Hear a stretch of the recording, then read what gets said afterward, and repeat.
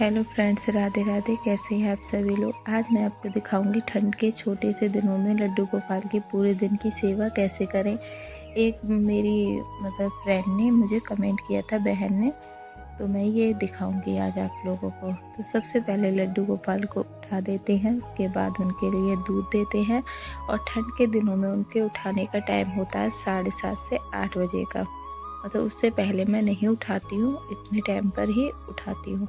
और सुबह को उठाने का काम जो है वो मेरे हस्बैंड का या फिर मेरी बेटी का या मेरी अभी भांजी आई हुई है वो, तो उसने स्नान करा दिया था सब कुछ।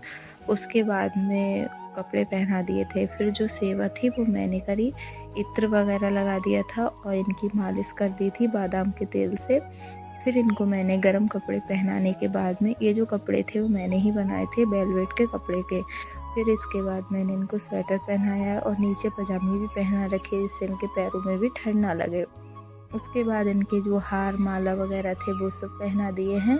और मैं ना बाल वगैरह ऐसे नहीं लगाती हूँ, जब कुछ त्यौहार वगैरह होता है तभी लगाती हूँ। फिर इनको मैंने शीशा दिखा दिया, इनकी नज़र उतार दी।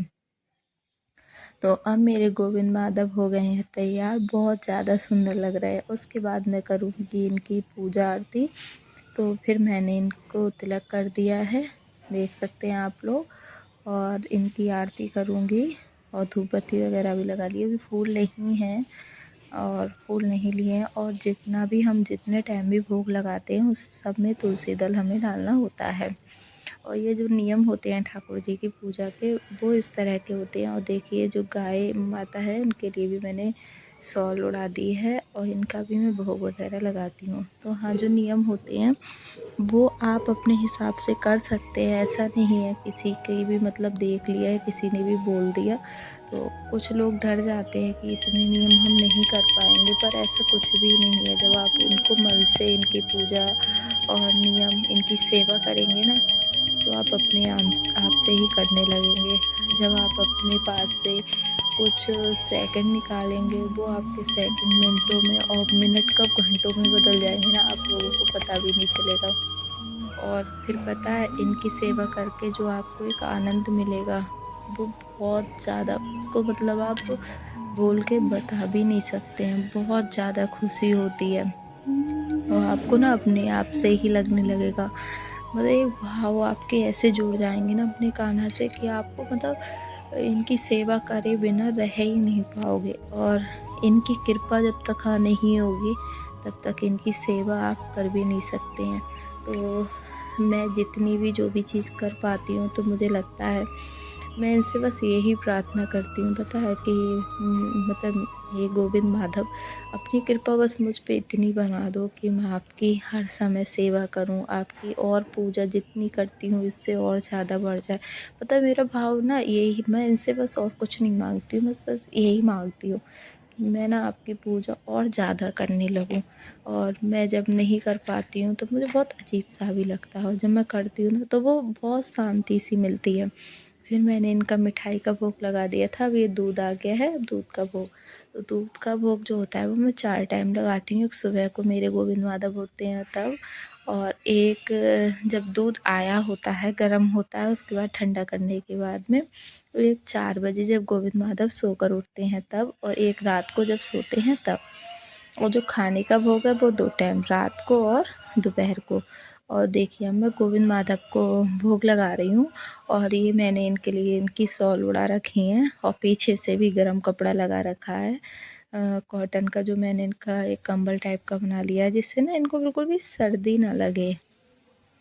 और धूप निकली नहीं है, तो मुझे लग रहा था धूप निकली नहीं है, तो मैंने खूब अच्छे से आराम से इनको उड़ा के बिठा दिया है। देखिए, इनके हाथ थोड़े से बाहर को निकाल दिए, जिससे ये कुछ भी खाएं ना तो इन्हें दिक्कत ना हो। और फिर ये तिलगट्टी ही थी तो इनका भोग लगा दिया।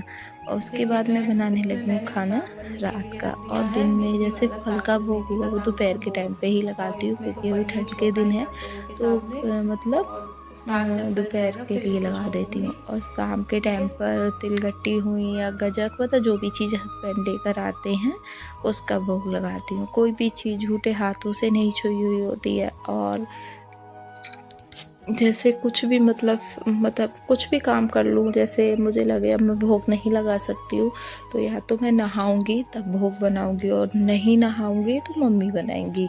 मतलब हर चीज़, इन चीज़ों पे भी हम लोग बहुत ज़्यादा ध्यान देते हैं। फिर मैं करूँगी अब शाम की आरती। तो शाम की आरती भी मैं जल्दी कर देती हूँ, और मेरे मतलब जो कान्हा जी का भोग है मैं 7 बजे तक लगा देती हूँ इनका, और इनका जो सोने का टाइम है वो 8:30 तक हो जाता है। 8:30 बजे ठंड के दिनों में मैं इनको सुला देती हूँ, और नहीं भी सुलाऊँ ना तो इनको कंबल उड़ा के बिठा देती हूँ, जिससे इनको ना आराम करने के लिए बिठा देती हूँ। फिर यहाँ पे हम लोग कर रहे हैं आरती।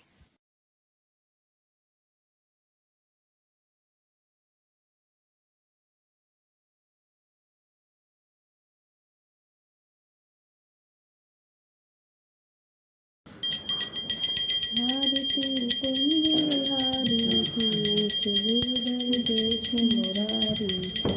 आरती कुंज बिहारी की, गिरधर कृष्ण मुरारी की। गले में बैजंती माला, बजावे मुरली मधुर बाला। गले में